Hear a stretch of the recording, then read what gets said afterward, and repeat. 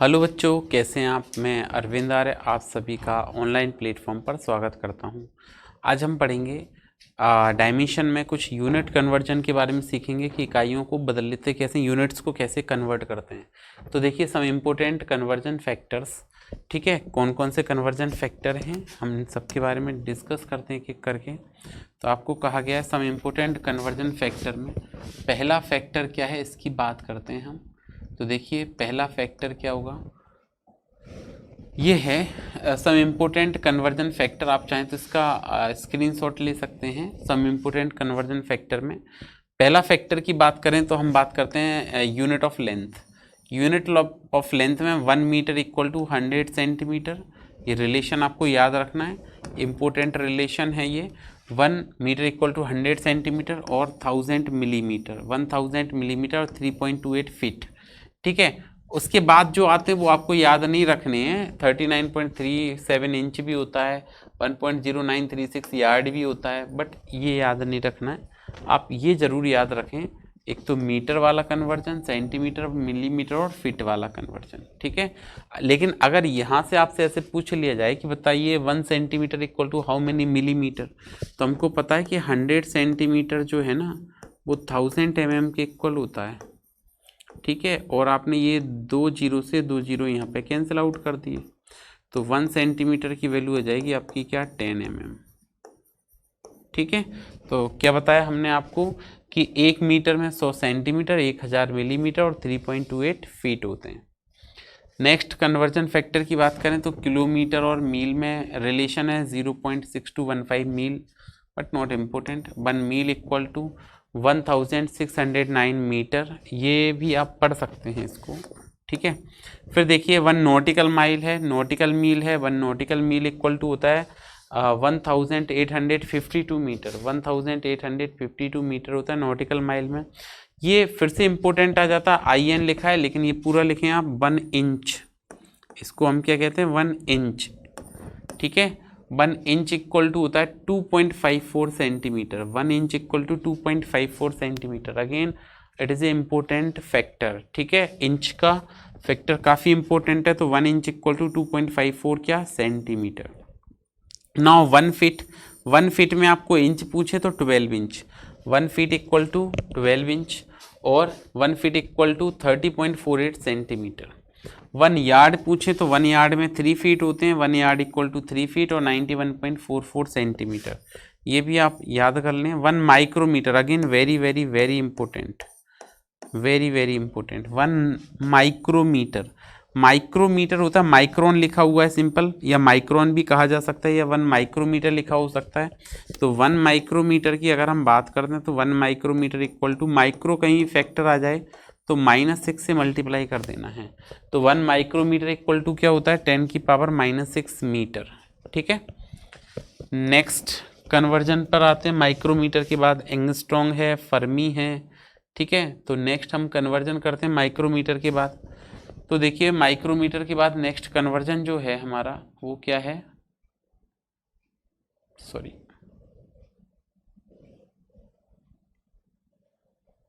ठीक है। फिर देखिए आगे देखते हैं हम इसके बाद।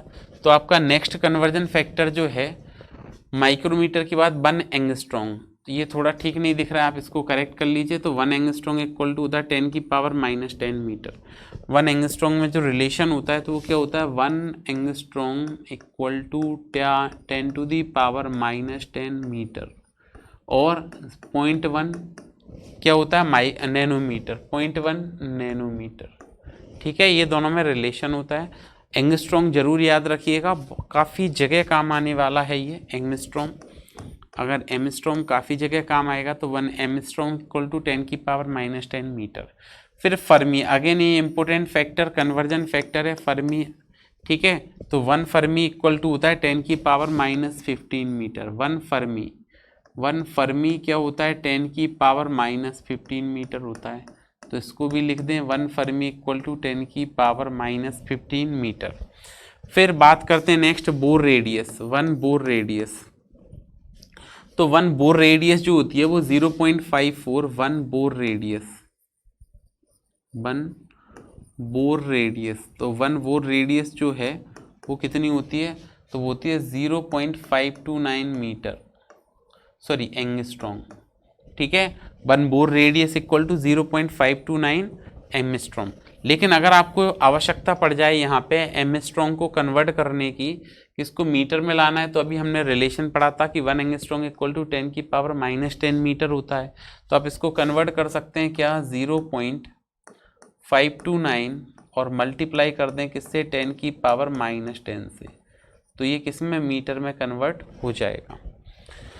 फिर देखिए नेक्स्ट है AU astronomical unit. Astronomical unit is again important factor, the average distance between centre of sun to centre of earth, ठीक है, the average distance between sun and earth यहाँ लिखा हुआ है, तो हम यहाँ पे लिख सकते हैं कि the average distance between centre of sun to centre of earth is called as 1 angstrom. क्या होता है, 1 angstrom, sorry 1 astronomical unit. 1 astronomical unit को अगर हम डिफाइन करें तो ये क्या होगा, तो the average distance between the centre of sun to centre of earth is called 1 astronomical unit. और 1 एस्ट्रोनॉमिकल यूनिट होता है 1.49 10 की पावर 1.49 एंड 10 की पावर 11 मीटर, ठीक है। तो ये फैक्टर भी याद रखिएगा। 1 light year is the distance covered by light in vacuum in 1 year, distance covered by light in vacuum in 1 year. और ये क्या होता है, 1 लाइट ईयर होता है 9.46 10 की पावर 9.461 10 की पावर 15 मीटर। लाइट ईयर क्या होता है, distance covered by light in vacuum in 1 year. इसके बाद जो नेक्स्ट फैक्टर आता है वो है आपका पारसेक या पैरालैक्टिक सेकंड। पारसेक और पैरालैक्टिक सेकंड, पारसेक और पैरालैक्टिक सेकंड। तो 1 पारसेक इक्वल टू होता है 3.08 10 की पावर 16 मीटर, 3.08 इंटू 10 की पावर 16 मीटर, ये दोनों में रिलेशन होता है मीटर और पारसेक में। लेकिन लाइट ईयर में लाओगे तो 3.26 लाइट ईयर होता है। पारसेक होता क्या है, distance at which an arc of length of 1 angstrom subtended at an angle of 1 minute, sorry 1 second, angle of 1 second at a point. मतलब किसी पॉइंट पर, जब किसी पॉइंट पर का जो आर्क लिया जाता है, आर्क तो समझते होंगे, एक सर्कुलर पाथ है, उसमें से हमने एक आर्क लिया, कितने का आर्क लिया, 1 AU का आर्क इस प्रकार से लेते हैं कि वो उस पर्टिकुलर पॉइंट पर जो एंगल सब्सटेंड करता है वो क्या हो जाएगा, आपका 1 सेकेंड का होना चाहिए, ठीक है। तो ये अगेन आपकी सारी काफ़ी इंपॉर्टेंट्स यूनिट्स होती हैं, ये सभी आपको याद रखनी है ना। जिन जिन को मैंने आपको राइट लगाया, स्टार बनाया, वो आप अच्छे से याद रखें। नेक्स्ट आगे कन्वर्जनों की बात करेंगे, तो हम बात करते हैं आगे यूनिट ऑफ मास की। यूनिट ऑफ मास में तो देखिए यूनिट ऑफ मास की बात करते हैं। यूनिट ऑफ मास में जो फर्स्ट फैक्टर आता है मास में, वो क्या है, आपका पहला फैक्टर है मास। अभी हमने लेंथ की पढ़ी थी। हाँ, एक बात और याद रखें, एक टर्म आया था आपका लाइट ईयर, तो कई बार ऐसा पूछा गया light year is the unit of, light year is the unit of, तो आप याद रखें डिस्टेंस। बच्चे कई बार कंफ्यूज होते हैं इसमें, तो light year is the unit of distance, ठीक है। फिर हम मास की बात करते हैं, तो मास में पहला आता है 1 kg। 1 किलोग्राम में हाउ मेनी ग्राम, 1000 ग्राम, बिल्कुल करेक्ट है। 1 किलोग्राम इक्वल टू 1000 ग्राम और 2.2 पाउंड, क्या होगा 2.2 पाउंड। पाउंड को LBB कहते हैं, ठीक है, LBB कहते हैं 1 पाउंड, ठीक है, इंपॉर्टेंट है। 1 क्विंटल इक्वल टू 100 किलोग्राम होता है, सेकंड वाला। 1 टन, टन का याद रखें, जनरली कंफ्यूजन होता है इसमें, तो 1 टन में होता है 907.2 किलोग्राम, 907.2 किलोग्राम, ठीक है। लेकिन अगर आपको मैट्रिक टन की बात करें तो एक मैट्रिक टन में 1000 किलोग्राम होता है। एक मैट्रिक टन में कितना होता है, 1000 किलोग्राम होता है। ग्राम में कन्वर्ट करना हो तो 10 की पावर 6 आएगा, कितना आएगा, 10 की पावर 6। कैसे, क्योंकि मैट्रिक टन, इसको किलोग्राम को ग्राम में बदलो तो 1000 होगा, 1000 होगा, तो 3 0 ये 1000 से और मल्टीप्लाई कर दो तो 6 ग्राम हो जाएगा। तो ये अगेन इम्पोर्टेंट है। LB बट नॉट इम्पोर्टेंट कि 1 LB, या हम कह सकते हैं पाउंड में कितने ग्राम होते हैं, ठीक है। 1 slug 14.59 kilogram, but it is also not important. Ounce again ये जरूर याद रखें, very very very important. 1 AMU, 1 AMU equal to क्या होता है, तो अगर हम बात करें कि 1 AMU जो है, AMU किसकी यूनिट होती है, एटॉमिक मास को मेजर करने की यूनिट होती है, ठीक है। एटॉमिक मास को मेजर करने की यूनिट होती है, और 1 AMU का मतलब ही होता है एटॉमिक मास यूनिट। AMU का मीन्स क्या है, एटॉमिक मास यूनिट, और 1 EMU की जो वैल्यू होती है वो होती है 1.66054 10 की पावर माइनस का 27 किलोग्राम। ये 1 EMU का और किलोग्राम में रिलेशन है, ये लिख रहा है आपका, ठीक है। ये एग्जैक्ट वैल्यू होती है 1.66054 10 की power minus 27 kilogram. But AMU से अगर आप एनर्जी को कन्वर्ट करते हैं, इसको एनर्जी के फॉर्म में मास लिखेंगे तो ये हो जाएगा 931.5 mega electron volt per C square. ये कैसे आता है? तो हमने इसमें आइंस्टीन का मास एनर्जी इक्विवेलेंस इक्वेशन होती है, कौन सी इक्वेशन? आइंस्टीन की मास एनर्जी इक्विवेलेंस इक्वेशन होती है। वो क्या होती है? तो आइंस्टीन इक्वेशन होती है E=m×c²। यहाँ से अगर आप मास कन्वर्ट करते हो तो ये आता है एनर्जी पर सी स्क्वायर। और जब एटॉमिक मास की यूनिट, एटॉमिक मास की बात करते हैं या एटम की बात करते हैं या न्यूक्लियाई की बात करते हैं, तो जो मास है ना वो इलेक्ट्रॉन वोल्ट होता है। उसकी यूनिट क्या होती है? इलेक्ट्रॉन वोल्ट होती है। तो एक बड़ी यूनिट लिखेंगे तो उसको मेगा इलेक्ट्रॉन वोल्ट कहेंगे पर सी स्क्वायर, ये मास की इक्वल है। तो कभी भी आवश्यकता पड़े कि 1 AMU को मास में लाना है तो 931.5 mega electron volt per C square. Last one, Chandrasekhar limit. Chandrasekhar limit is the largest unit of mass. It is the largest unit of mass. क्या होता है? चंद्रशेखर लिमिट। अगेन इंपोर्टेंट है, one Chandrasekhar limit. One Chandrasekhar limit क्या होता है? One Chandrasekhar limit, one Chandrasekhar limit ये होता है आपका क्या? 1.4 times of mass of sun. और मास ऑफ सन क्या होता है? तो हमने लिखा है इसको 1.4, मास ऑफ सन होता है 2 × 10 की पावर 30 किलोग्राम। अगर आप ओवरऑल मल्टीप्लाई करेंगे तो यह जाएगा 2.8 × 10 की पावर कितना आ जाएगा? 30 किलोग्राम। 2.8 × 10 टू दी पावर कितना आ जाएगा? 30 किलोग्राम। ये आपका क्या होगा? चंद्रशेखर लिमिट की वैल्यू हो जाएगी। तो one Chandrasekhar limit is equal to what? 1.4 times two mass of sun. तो जा largest unit of mass is Chandrasekhar limit. जो सबसे बड़ी यूनिट होती है मास की वो क्या होती है? चंद्रशेखर लिमिट होती है। तो आपको ये मास की जो यूनिट्स बताई हैं वो आपको याद रखनी है, ठीक है, जो इंपॉर्टेंट बताई हैं। आगे बात करते हैं हम यूनिट ऑफ टाइम की। तो यूनिट ऑफ टाइम में बात करेंगे, सबसे पहले यूनिट ऑफ टाइम में बात करेंगे तो हम सबको पता होता है, जो बेसिक बात करेंगे कि 1 आवर में कितने मिनट्स होते हैं? 60 मिनट होते हैं। और 1 आवर में कितने सेकेंड्स होते हैं? तो 3600 सेकेंड होते हैं। तो पहला रिलेशन अगेन वही लिख रहा है, 1 आवर में 60 मिनट 3600 सेकेंड या 3600 सेकेंड। फिर अगर बात करें कि 1 डे, एक दिन की बात करें कि 1 डे, डी का मतलब ये, एच का मतलब आवर से है, मिनट सेकंड से है, एस का मतलब यहाँ पे क्या है? सेकंड से है, सेकंड, ठीक है। तो 1 डे में कितने आवर्स होते हैं? तो 24 आवर्स होते हैं। तो 24 आवर्स, एच का मतलब यहाँ पे मैंने बताया था 24 आवर्स। मिनट की बात करें तो 1440 मिनट होते हैं, 1440 मिनट होते हैं। और अगर सेकंड की बात करें तो 86.4 10 की पावर 3 सेकंड होते हैं, ठीक है। तो ये रिलेशन आपको याद रखने हैं। फिर नेक्स्ट अगर आपसे बात करें कि 1 डे, सॉरी 1 ईयर, डे के बाद ये क्या लिखा हुआ है? ईयर। तो 1 ईयर में हाउ मेनी डेज? 1 ईयर में डेज की बात करें अगर हम, तो 1 ईयर, 1 ईयर इक्वल टू होता है 365 1/4 डेज, ठीक है। एक साल में कितने दिन होते हैं? 365 1/4, 365 1/4 डेज। अब ये 1/4 डेज है, तो अगर आप एक्चुअल लिखेंगे तो ये आएगा 365 डेज एंड 6 आवर्स। ये होता है 1 ईयर।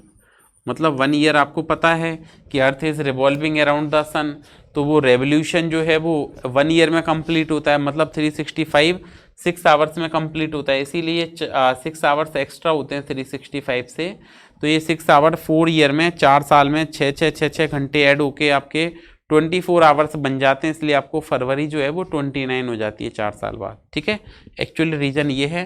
तो आप लिख सकते हैं 365 डेज 6 आवर्स, या 365 1/4 डेज, या 365.24 डेज, ठीक है। सेकेंड्स की बात कर लेते हैं, बट नॉट इम्पोर्टेंट फैक्टर, ये 31.56 10 की पावर 6 सेकेंड है। 1 shake, again it is a important. Time की 4 ही हैं, सारी याद रखनी है। Smallest unit of time is shake, और 1 सेक इक्वल टू होता है 10 की power -8 second. 1 shake, shake is the smallest unit of time, shake is the smallest unit of time, and 1 shake equal to what? 10 की power -8 second, ठीक है। तो ये time की यूनिट्स हो गई। आगे हम एरिया की यूनिट्स की बात करते हैं। Area next is the unit of area. तो देखिए यूनिट्स ऑफ एरिया में बात करते हैं हम। तो फर्स्ट यूनिट जो हम बात करेंगे वो होगा एरिया में 1 metre square, but it is a important factor. Area का जो यूनिट है पहला 1 metre square, 1 metre square 10⁴ centimetre square. Actually होता कैसे है ये समझ सकते हैं हम। 1 मीटर स्क्वायर को हम ऐसे लिख सकते हैं 1 मीटर मल्टीप्लाइड बाय 1 मीटर, यही तो बनेगा 1 मीटर स्क्वायर। अब आपको पता है 1 मीटर में 100 सेंटीमीटर और इसमें मीटर में 100 सेंटीमीटर, तो ये हो जाएगा सेंटीमीटर इंटू सेंटीमीटर। कितने जीरो हो गए 1 2 3 4, तो 1 metre square equal to 10⁴ centimetre square. ठीक है, फिर नेक्स्ट फैक्टर की बात करें तो नेक्स्ट फैक्टर है 1 kilometre square equal to 0.386 mile square और 247 एकड़।